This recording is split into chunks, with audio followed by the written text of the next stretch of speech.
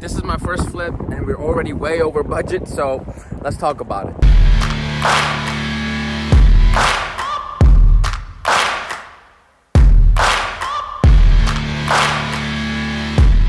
If you're new to my channel, my name is Aaron. I'm a real estate agent here in the Chicagoland area, and we are inside the flip. It is a whole mess over here, and I apologize for the quality of the content you're looking at. I'm filming this on my phone on a Sunday because we're over budget and I just can't afford equipment anymore.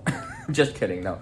This was a last minute thing. I figured, you know what, I got time, let me stop by and check in with everybody. So I'm trying to document my journey, the lessons I learned, and basically everything along the way of doing my first flip, right? And the first lesson, I mentioned this earlier, is being over budget and not quite calculating what everything is gonna cost and being a little bit too naive to the process. Towards the end of this video, I'll give you guys a quick tour of what's going on, where everything is left off at. Right now I'm in the kitchen. Basically everything has been demoed and prepped for, you know, new cabinets, you know, new flooring, ceiling, new paint, new trim, all that. So everything is basically getting gutted, right? So we're about 15 grand over budget, which hurts. I'm not gonna lie, it is not a fun experience. But even though we're a little over budget, one of the main reasons for that is because I wanted to have a very solid finish. Like, I didn't want creaky floors, I didn't want uneven floors, I didn't want like gaps in the trim, I didn't want like, you know, bad cabinets, I didn't want like these cheap wooden countertops, I didn't want the worst laminate floor. I don't want the best either, right? That mid-tone is what I was going for. And you know, and I'm learning as I go. And number one, I hate it. Let me just be real for a second. I absolutely hate the whole process. It's fun, but it's incredibly time consuming and tedious. Now, this is exactly how I feel when I film any of my house tours. I hate the editing part, which is basically taking some garbage and turning it into gold. And that's what we're here, right? This is the creative process in a way. We're taking this garbage right here and we're trying to turn it into gold. So let's quickly go over some of the finishes I end up choosing, okay? I was gonna do vinyl plank throughout the entire house, waterproof vinyl plank, so that way you go in the bathroom, you would go in the kitchen, you'd go in the living room, in the bedrooms, everywhere, right? However, my contractors let me know that, you know, I have some uneven parts of this floor and we're gonna have gaps in the trim, so you have to go laminate. Now, I felt uneasy putting laminate flooring in a bathroom, and so I'm like, you know what, why don't we just do like, really, let's finish up the tile well, in the bathrooms very well, because if I learned anything about, you know, rehabbing homes or like what buyers look at is, you know, just a really nice remodeled bathroom goes a long way, and it's not a lot of square footage to buy tile for. The tile was like $300. So I'm like, we're buying tile. And then now that we're buying tile, I don't need waterproof laminate floors, right? I just need like water resistant laminate floors, which is what we got. So I was actually able to save like $800 on the floors, but we're still over budget, so don't get it twisted. So picking finishes is what I'm learning. Like what finish is good, what finish is bad, and things like that. And by far the biggest debacle on this first flip, oh my God, was the permits. Like, a lot of people are asking if I'm getting permits or not getting permits, okay? I'm not gonna get on tape and answer that question just yet. That might be something on the Patreon I will do. Link is in the description. I'll be posting videos there shortly here. But let's just say in a hypothetical situation, I was going to convert a 1.5 bath to 2 full bath because there's a crawl space, easy access to plumbing, and the contractors gave me a really, really good deal on getting it done. So I knew the value was gonna be huge. I said, let's run with it. And then one of my colleagues is a real estate agent, kind of told me a story. By the grace of God, he showed up in my life. He told me a story about one of his flips that he didn't pull permits, and because it was such a quick flip, it was bought and sold within 3 to 4 months, which is what mine will be. It was bought under an LLC. When you went to sell it, you have to buy the transfer stamp. The village automatically clocked it as a red flag that is being bought and sold so quickly under an LLC that they basically came and put a violation on his door that they needed to inspect the home. They inspected, and then they found, you know, that he needed all these permits, so you had to get, it delayed the process like a few weeks. Now, generally, if you're doing small stuff like paint, cabinets, you could get away with it. But when you're doing plumbing, when you're not doing alterations, when you're not doing updates, you're doing alterations to the structure of the entire home, that's when you get in trouble. That's when like no village is gonna let you off the hook. So it would have cost me a lot more and a lot more headache just to, you know, for the chance of making more profit. So I said, you know what? Forget the profit. we're gonna go with the easy route so I can unclench my ass cheeks because I was so tight ever since I made the decision to put the full bath in here. So I'm very, very blessed that we went that route. So that was a mistake I was about to make, so I fortunately dodged a bullet there. A mistake I did not make, however, was paying my contractors properly. And my contractor Gabe will attest to this. I have not negotiated not one fee that the contractor has offered me on his side. What that means is like his labor fee, like the materials he has to get, the time he has to spend. I don't negotiate on any of that, and that is the reason why I'm able to get this flip done on a high, with high quality of work, great service, and great time.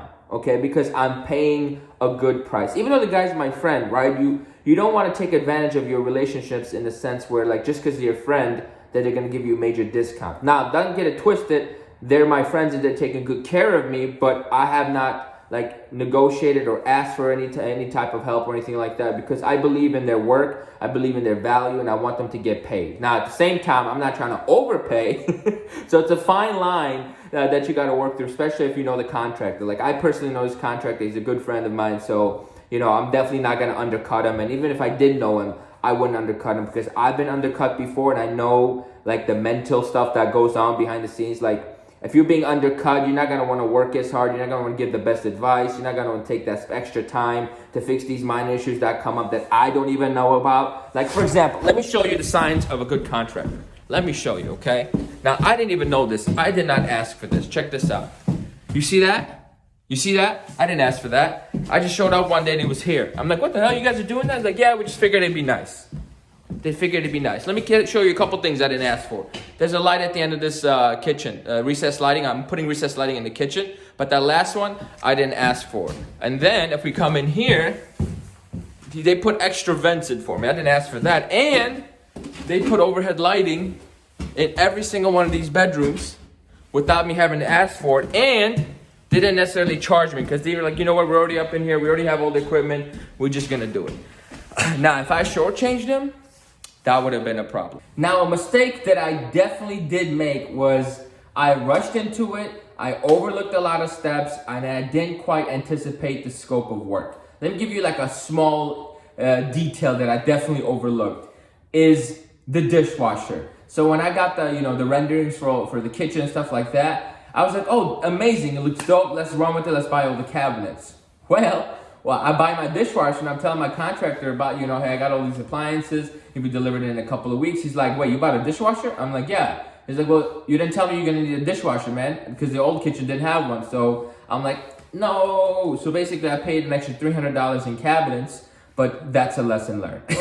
Now, on the finance side of things and the business side of things, because now that I have an LLC for the first time, I get access to business credit. And I got to use my real estate income towards my, basically to qualify for a business credit. So within literally a month of opening my first bank account under my LLC with absolutely no history, I was able to get approved for a $17,000 business credit that if I spend $7,500 within the first 3 months, I get $750 back as in like a cashback reward, right? Now, when you're over budget, $750 here, $800 here, $300 here, it goes a long way to getting you a little bit below budget. So that's a little nifty trick if it's your first flip. Because listen, I'm gonna spend $7,500 in my sleep. The overall budget is between 40 to 45. So we'll see where we end up. It's got a lot to do with how much the paint is, how much these vanities cost, and things like that. One thing I'm learning is that it's almost impossible to figure out the final number because,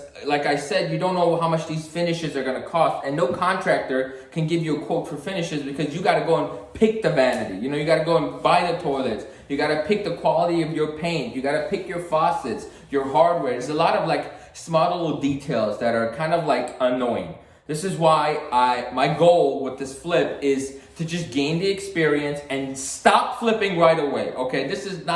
Longevity does not belong in this game because as a human being, you cannot do a lot of these without a big team. And, that takes years to develop. And even then, you're constantly dealing with problems, major problems and always risking a ton of money. I'm not a big fan of that. So my goal here with this flip is I'm gonna do this flip, maybe 2 more after this if I need to, and I want to transition straight into commercial property because getting financing is easier, finding good deals is easier, and adding value is much easier without like the tediousness of all this work. I know I've been saying a lot of negative things, but let's not get it twisted. It's still a blast, but it's just personally not for me. Like I'm gonna do it. I'm gonna learn through it. I'm gonna share all the things that I learned along the way. If you guys got specific questions, it's important that you ask in the comments because I don't know what you want me to talk about. So once I know, then I'll definitely talk about it. If you're new to my channel, you probably don't know how very open I am about everything, like how I got the money, how much it costs. I mean, I'll share receipts if people want to see receipts. You know, so there's that. If you enjoyed this video, please like, comment, and subscribe. And let me go ahead and finish this as promised with the quick tour. So, kitchen, as you can see, we put the overhead lighting right here. And then this is the front door. And then, oh, stop that. So this is the living room right here. It's full of a lot of garbage. It's actually bigger than it looks. There used to be like a weird door here, but we got that taken care of. And then you walk down this hallway, full bathroom. So toilet over here, vanity over here, and then this is the bathtub. So this tile will be on the floor as well. And then we walk over here. We have 3 bedrooms, all decent sizes. We will be painting these doors and replacing the hardware. And then this is the master. I'm sorry, it's dark. And then this is the half bath that we were going to convert. But here's what happened. So you guys, I don't know if you can see it's dark, but you see the different colors? Because by the time I called them to stop the job, they had already cut this wall up, built up the separation. They're ready to actually like get the shower going. And then so they basically had to do a lot of, they had to build something, tear it down, and build back what was already there. And I know that's frustrating, so thank God they were very patient with me as we learned through this process. So that's it. I gotta get going. Thank you, everybody. Have a great day.